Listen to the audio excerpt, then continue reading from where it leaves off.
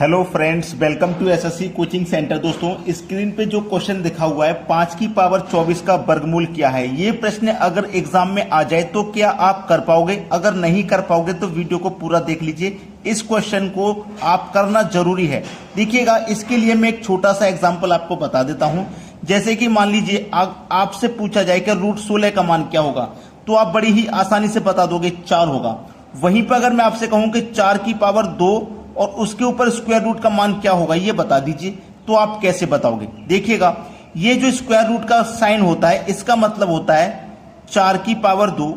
ये जो square root का साइन होता है इसका मतलब है जब मैं इसको यहां से हटा दूंगा, तो ये हटके 1/2 की पावर हो जाएगा। ठीक है, जब आप स्क्वायर रूट को हटाओगे तो ये पावर हो जाता है 1/2। ठीक है, अब देखिएगा 2 से 2 कट जाएगा तो 4 की पावर 1 बचा, 4 की पावर 1 बचा, 4 की पावर 1 का मान 4 होता है। बिल्कुल इसी तरीके से करेंगे। 5 की पावर 24 का हमसे पूछा है वर्गमूल, तो वर्गमूल वाला साइन हम लगाएंगे। वर्गमूल वाला साइन लगा दिया। अब देखिएगा 5 की पावर 24, मैंने आपको क्या बताया कि जब आप इस वर्गमूल के साइन को हटाओगे तो ये हटके क्या हो जाएगा, पावर 1/2 हो जाएगा। अब 2 से कटा दोगे 24 को तो ये 12 बार में कटेगा, तो 5 की पावर कितना हो जाएगा, 12। 5 की पावर कितना हो जाएगा, 12। यही है आपके सवाल का सही जवाब जो मेरे पहले ही ऑप्शन में दिया गया है। तो कोई भी बच्चा ऐसा नहीं होना चाहिए जिसकी समझ में नहीं आया हो। अगर अभी भी कोई बच्चा है तो कमेंट करके जरूर बताइएगा, या फिर 1 से 2 बार क्वेश्चन को आप देख लोगे ना रिपीट करके, तो सब कुछ अच्छे से समझ में आ जाएगा। अब देखेंगे अगला सवाल। अगला सवाल है, यहां पे आप देखोगे 1 2 3 4 5, एक आपको 5 बार दिया गया है और इसका स्क्वायर का मान हमसे पूछा है क्या होगा। तो कैसे बताएंगे भाई इसका स्क्वायर?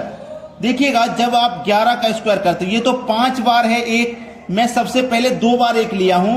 अब 2 बार 1 का स्क्वायर करोगे तो क्या होता है, 121 होता है। और 111 का स्क्वायर अगर आप करोगे तो क्या होता है, 111 का स्क्वायर होता है 1 2 3 2 1, ये होता है। मतलब कुछ समझ में आया?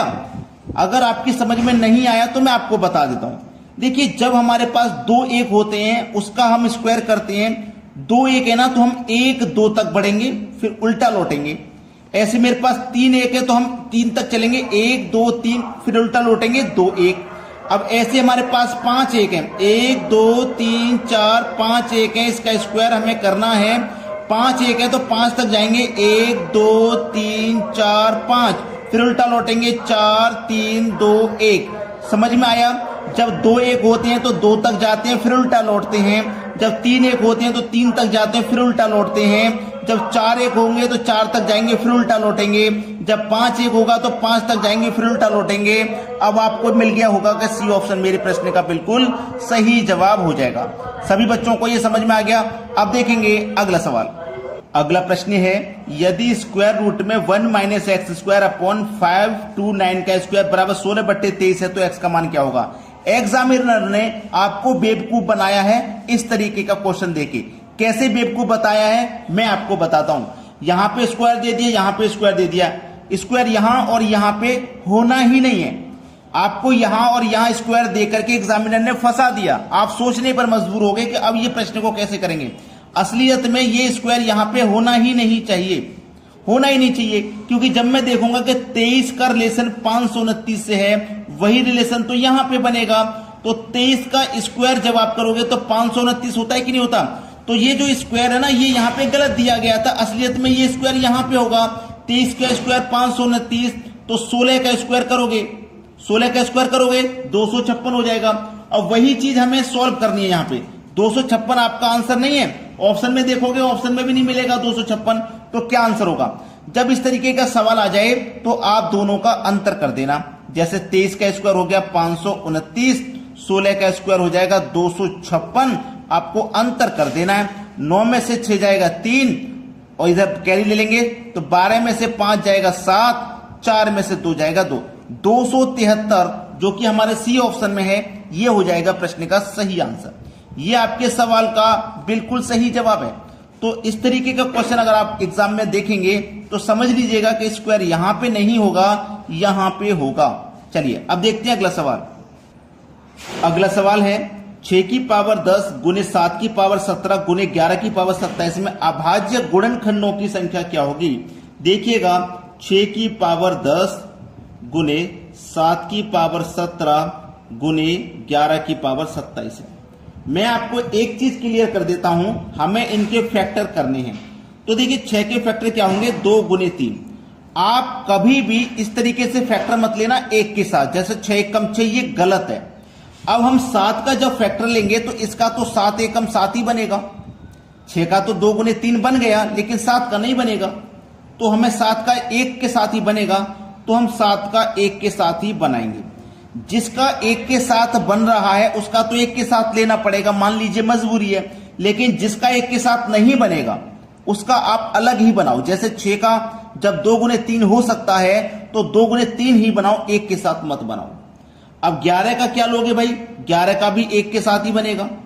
ठीक है, 1 के साथ बन गया ना, बना लिया। अब इसमें देखो करना क्या है, बहुत ध्यान से देखिएगा, बहुत अच्छा सवाल है ये।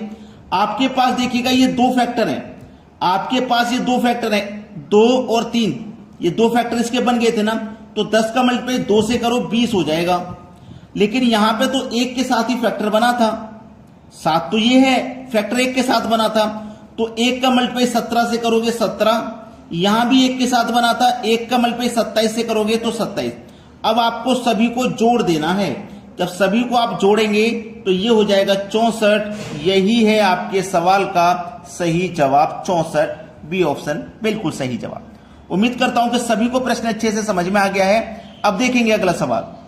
अगला सवाल है, देखिएगा आपको कभी भी इस तरीके का सवाल मिल जाए तो इसमें देखिए 2 तरीके हो सकते हैं। संख्या तो रिपीट हो रही है, 72 72 72 अनंत तक चलती जा रही है 72। अब 72 के साथ में आपको ये देखना है कि प्लस का साइन चल रहा है या फिर माइनस का साइन चल रहा है, ये जरूरी है। अब आपको फैक्टर करने हैं 72 के सह अभाज्य फैक्टर। कैसे फैक्टर करने हैं, सह अभाज्य फैक्टर करने हैं। सह अभाज्य फैक्टर वो होते हैं जिनके बीच का अंतर 1 होता है। जैसे कि 72 का मैं मल्टीप्लाई करूंगा 8 गुने 9, 8 × 72, और इनके बीच का अंतर आप देखोगे तो 1 है। इसे कहते हैं सह अभाज्य गुणनखंड। ठीक है, तो आपने क्या काम किया है, 72 के गुणनखंड कर लिए सह अभाज्य जिनके बीच का अंतर 1 है। जब प्लस का साइन रहे, जब प्लस का साइन रिपीट हो तो गुणनखंड की बड़ी संख्या आपकी आंसर होगी, यानी कि 9 आंसर है। ठीक है, 9 आंसर है, बिल्कुल सही जवाब हो गया सी ऑप्शन।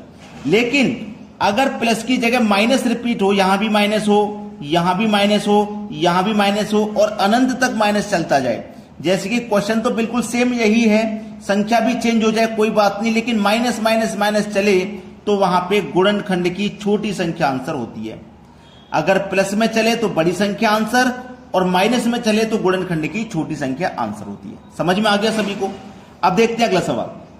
अगला प्रश्न है, अब यहां पे ये जो प्रश्न है, अभी जो हम इससे पहले क्वेश्चन देखें उससे अलग है।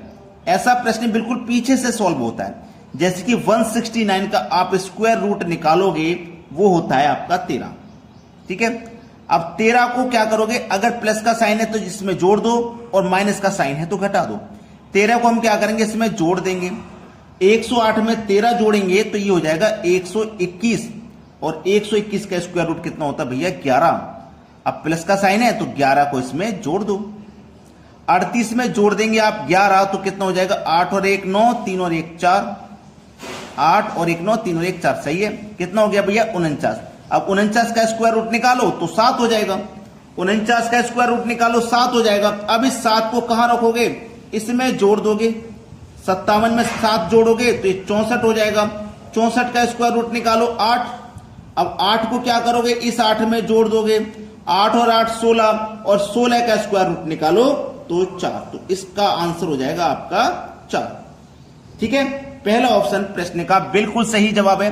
अगर आपने वीडियो को अभी तक लाइक नहीं किया है तो लाइक कर दीजिए और शेयर भी कर देना। जितने भी बच्चे तैयारी कर रहे हैं उनके पास तक वीडियो को शेयर कर देना। ठीक है दोस्तों, धन्यवाद।